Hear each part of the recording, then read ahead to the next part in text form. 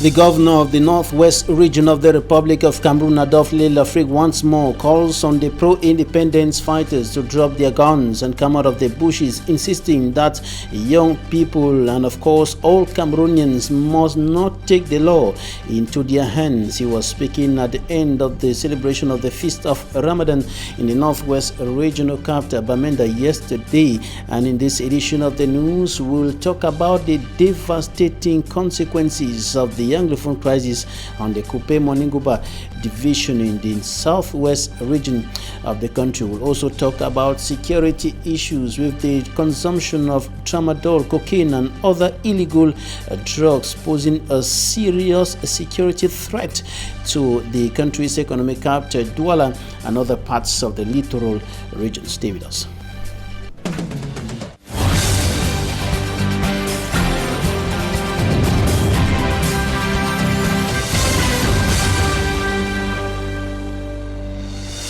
Thanks, ladies and gentlemen, for joining us on this edition of the news on EQUINOXE Television, live from our headquarters in Cameroon's economic capital, Douala. I am Babla Jonathan. We're going to begin in the Coupe-Moninguba division, southwest region of the Republic of Cameroon, one of the two Anglophone regions of the country hit by socio-political and security crisis for close to 3 years today. The consequences are devastating and far-reaching on that part of the southwest region. It is, of course, the same situation with other parts of the northwest and southwest regions of the Republic of Cameroon. For me, Armstrong Sander has more. In the Coupe-Moninguba division, southwest region, where Cameroon's defense and security forces are fighting with Amazonian forces, farmers are suffering. Nous sommes victimes de beaucoup de pertes. Being one of the 6 divisions in the southwest region of Cameroon and essentially an agricultural zone, the unending Anglophone crisis is reducing the economic, demographic, and social strength of Coupe-Moninguba division to zero. Coupe-Moninguba, before the start of the Anglophone crisis, was the breadbasket of several towns and cities in Cameroon, standing tall in the production of plantains, cocoyams, cocoa, and unique species of food ingredients. Today, the story is different, as insecurity has not only rendered farming and transportation of food to market difficult, but has scared buyers away from the area.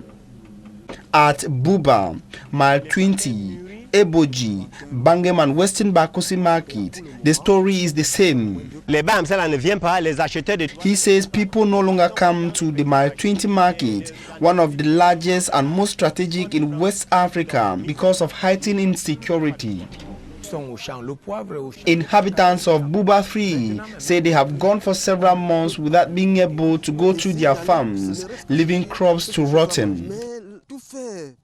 The story is the same at the Bangem market, where farmers say they are unable to visit their farms, especially those situated over 10 kilometers away from the town.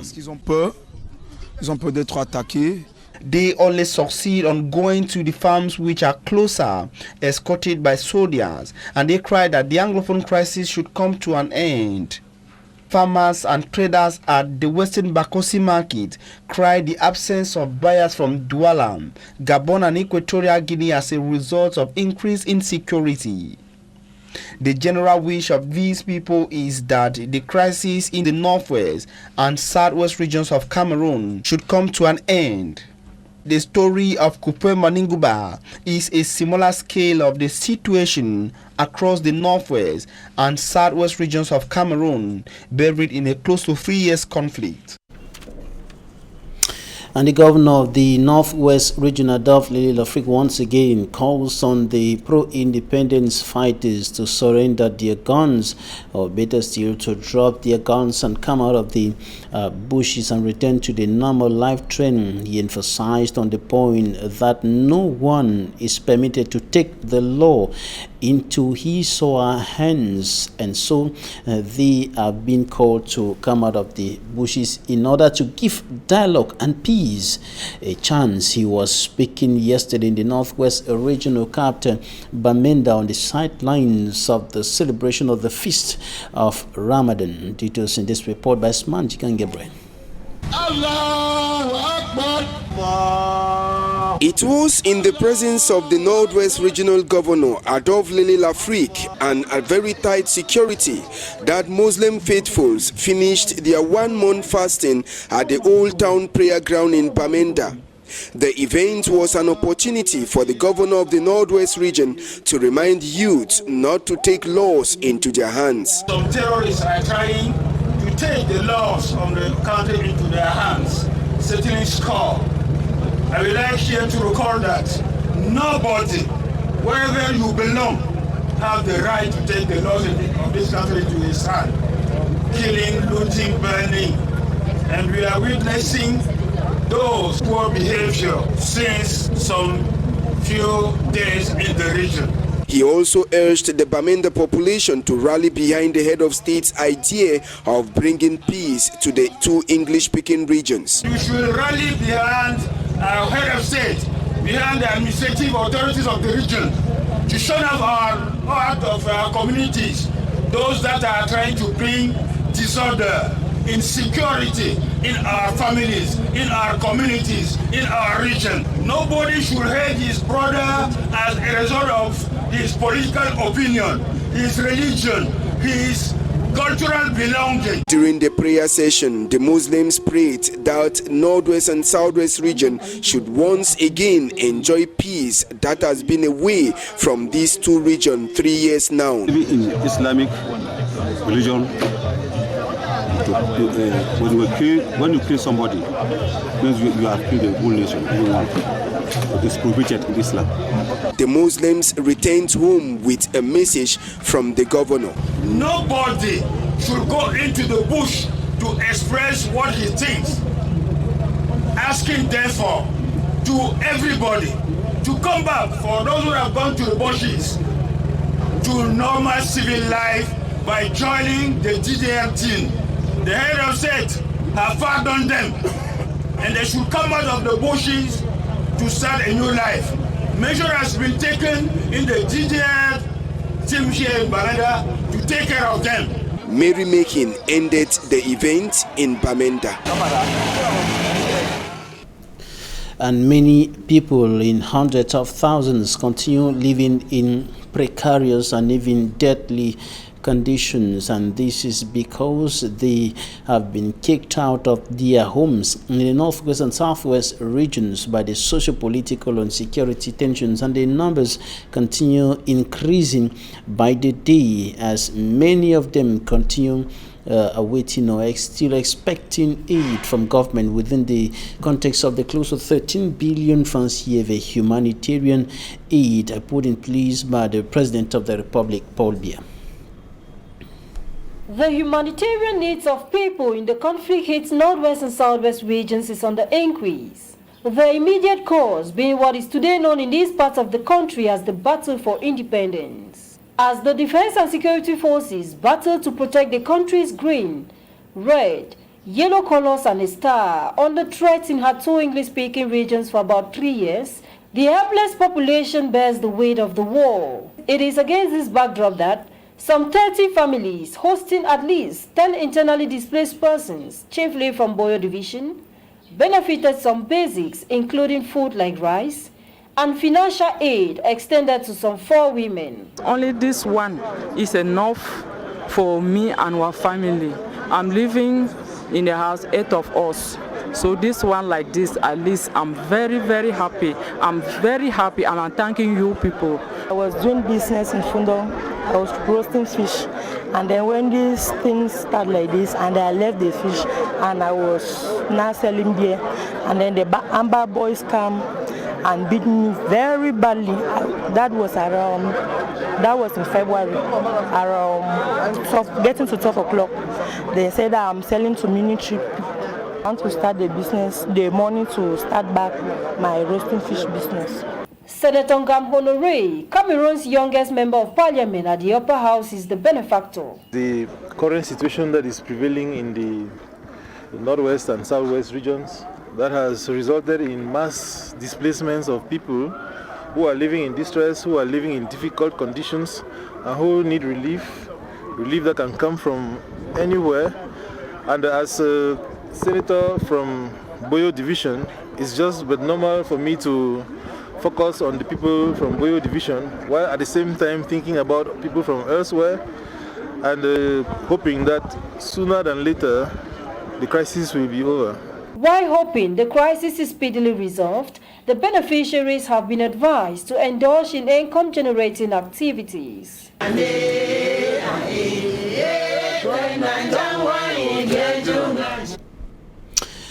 Cameroon's Minister of Territorial Administration and other administrative and military officials in the littoral region of the country are stepping up measures to ensure the security of persons and properties in the city of Douala and the entire region. This was the purpose of a meeting between the administrative and military officials and the territorial administration boss here in Douala, and during that meeting it emerged that the consumption of illegal drugs is one of the major security threats, especially in the school milieu. The sale and consumption of illegal drugs, especially in the school milieu, remains a serious threat to the security and peace of Cameroon's economic capital Douala and the littoral region as a whole. Territorial Administration Minister Atanganji Paul and other administrative and military officials of the region examined the security situation of the region in a meeting in Douala Thursday. We were just doing an evaluation of the security situation, and after the assessment I can tell you that the security situation is calm, the region is calm, everything is under control. We realized that we have a lot of drugs in the town, tramadol, tramol and things like that, which is very disturbing. In our schools today, in colleges, primary schools, colleges and even universities, we realized that we have a lot of drugs circulating amongst the students. So we had an evaluation to see where the tramadol is coming from, where tramol is coming from, where cocaine is coming from. The governor gave me a report, the forces of law and order gave a report. They are intensifying the war against security threats in the town of Douala and the entire region. I told the governor and the administrative authorities as well as the forces of law and order to remain vigilant. We have put in place a synergy to track down all these bandits who are circulating dangerous drugs within school premises and within the region. Those referred to as losers at the last presidential election in Cameroon have been urged to respect the laws of the land or face the heavy arm of the government. And the Minister of Territorial Administration, Atanganji Paul, equally met with leaders of bike riders, commercial motorbike riders unions in the country's economic capital, Douala. And during the meeting, the minister told the commercial motorbike riders to respect the laws of the land, and they will not find themselves in what he qualifies as the country of "if I knew," the country of regrets. And he insisted that if they respect the laws of the land, if the peaceful citizens, or better still good citizens, government is going to help solve the problems that are affecting the commercial motorbike sector. They also presented some of the problems concerning the sector and begging on governments for subventions to help them acquire identification numbers and drivers or riders licenses. Here's an extract of the Minister of Territorial Administration, Atanganji Paul, and one of the commercial motorbike riders trade unionists. Another meeting with the motorbike riders, they have some challenges. When I came here last time, we told them that we have to do an evaluation in their profession. And I told them that they are working within the framework of a prime ministerial decree, and they have to abide by the rules and regulations. So the first challenge was the identification of all the motorbike riders in the different municipalities. So they told me that the process is ongoing, but that they still have challenges pertaining to the license and things like that. So we'll go and study and tell them how we can help them, assist them to solve the problem. But generally, we realized that they had a very good conduct during the elections, and they did not adhere, they did not respect all this illegal calling for boycotts or to disturb public order. We told them that if they are law-abiding, they will have the support of the state. But if they are not law-abiding, sooner or later, they will find themselves into that country where they call Hadainon. It's not our wish for them to go to that country of Hadainon, because when you say Hadainon, it's because you are regretting. If you respect the institutions and you respect the laws of the land, we will accompany you in your profession and you will live a peaceful life. So we tell them that they are motorbike riders, they are responsible Cameroonians. You have graduates who have the O-level, who have A-levels, who have even the university graduates. So they have chosen that as a profession. We tell them to be law-abiding and we should work hand in hand. And at the end of the day, if they have security challenges or other challenges, the government or the administration can accompany them. Some problems like identification number and subvention to obtain driving license to all our members. It's not easy for them to obtain driving license. We asked the government to come and help us, help our member to obtain their driving license. That's the first one. The second one is identification numbers. If we can identify all the members, the job will be very easy. When many people are not identified, it's very difficult to us, regional president of syndicate, member of platform, it's very difficult to control them. Security forces in the French capital city, Paris, have arrested the president of the African Football Confederation, CAF. Ahmad was arrested in connection to charges of corruption. Manjikan Gebre has the details. The president of the African Football Confederation, Ahmad, is behind bars in Paris. The successor of Issa Hayatou was picked up in a hotel by police officers on corruption charges. CAF's president, according to report, has been in the eyes of the police officers in France as he has been accused of corruption and sexual harassment. French police officers benefited from the short presence of CAF's president in France to attend the FIFA Congress to get a hold of Ahmad. FIFA, hearing the information, has signed a media release through which FIFA's boss, Gianni Infantino, says France security officials will have to furnish them with necessary information that will help the Ethics Commission of FIFA to open its own investigation on the issue. Already not in the good books of sport fans in the AFCON organization, and the incident at the CAF Champions League finals that will be replayed weeks to the start of the AFCON in Egypt, the African Football House is in total confusion. Talking Point is up next.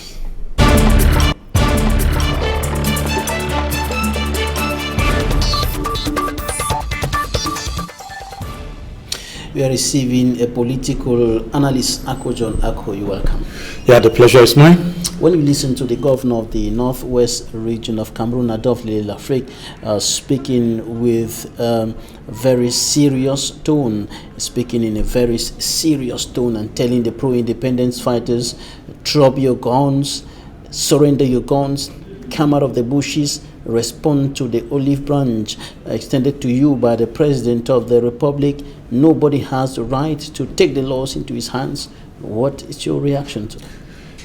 Yeah, if you realize the governor of that region is not simply expressing his own wish, it is what the government has been preaching. The dropping down of weapons by the separatists as a leeway to them in handling the Anglophone problem. But then you still realize he made mention of the olive branch. I remember the same olive branch which the head of state is bringing through the prime minister is the same branch citizens were held on the 22nd and the 1st of October 2017, and a lot of them were killed and met with gunshots from the same military. I believe very strongly that if we are members of government, We are not there because we want to protect or make propaganda on behalf of the state. We are here because there is a need to resolve a crisis. And a lot of those propositions by the state, which is a singular opinion on the state, it is not an acclamation by the international community, talk less of the Cameroonians, of the most sincere dialogue without any condition. And these are the conditions which can bring peace to Cameroon, not by propaganda. You will not, in an atmosphere of war, ask a group of persons to drop their arms, then again you are still continuing harassing, killing and assassinating. And I will tell you that it is not better off in my own town of Manfi, because Manfi has become modern Afghanistan. It is not at this time that we think top government officials of the state need to reconcile with their people, because the state we have is not the state of the government. The state is the state of the citizens, and that there is no nation without a population, and that within democracy it is governed by the people, for the people, and by the people. So any state authority must receive the mandate of the people to rule and to give to them what they intend as a civic responsibility that they were ordained to work. But government and other analysts like you think that it is not possible to have dialogue, it is not possible to sit on the same table and discuss if guns are still talking. And so why do you think that a call from an administrative authority like the governor of the Northwest region and others on the pro-independence fighters to drop their guns is not the best thing to do? Yeah, I will equally tell you that the government has lost legitimacy over southern Cameroon and a host of those two regions. And it is not by making declarations. Declarations, I mean, are not actions. The head of state, I believe very strongly, I will come to tell you that with the intention to quell down the Anglophone crisis, the Prime Minister was saying that the head of state is ready to talk to you people. It makes us feel like a child play, that we spend millions and billions of francs CFA to make a tour of the region to send a message, I am ready to dialogue with you people. We need to see real actions. We needed a commission on the people who are going for the dialogue rather than propaganda. The money spent on the Prime Minister visit was just enough to start dialogue on the same day he was in Bamenda. And to us, it gives us an impression that the same government officials, adding to it the governor themselves and the military on the field, are not willing to bring a sincere solution to the Anglophone problem. You see the contradictions, meaning even if arms are dropped, there will still be no dialogue. And I will still insist that the southern Cameroonians, or the people in the northwest and the southwest region, did not declare war against themselves. The war was declared by the head of state to those people living in that part of the region. And with their own arms still in the field, when you look at the weapons which the government is using, and you look at the weapons which what they call the separatists are using, it gives an impression that we don't even know where we are if they ask who is armed, because the guns, the military cars and the gadgets we see on the streets every day are not the gadgets of the separatists. We see more of the arms from the state than what it is from the separatists, which means equal in terms of percentage, the separatist military arms will not represent up to 5% of what the government is controlling. So what is the problem with the separatist fighters dropping the guns? Is it because is it the problem because it's a one-way thing? It is obvious. You will not come to my house and ask me to keep the catapult I have, and you keep the mass weapons of mass destruction you are still holding at the same time in the same region. There is no father. I mean, even if it were a dog, that a dog is not ready to come to you, you hold a cane and you call that dog, and the dog still comes to you. We need to learn from basic principles. You cannot at the same time killing, harassing. We have just seen a lot of those incidents. I'm telling you, some few weeks ago in Chang village, and even some places closer to Manfe town, that houses were burnt overnight and a lot of other young men killed. And we still continue within the harassment, the confusion, at times not even of the military. You saw the event now ruling within the town of Wum, and today it has become a Wum saga, and people talk of the Bororos against the indigents. But all these are the consequences of the crisis. The government will tell you that it's doing relatively well. We have seen the controversy surrounding the incident at the Sonara. It was not the case in the past. So there is a need for us to resolve a Cameroonian problem. There is a need to solve the problem that will take this nation forward. But I believe very strongly that in many other regimes, it is 3 years gone. It is too much a time.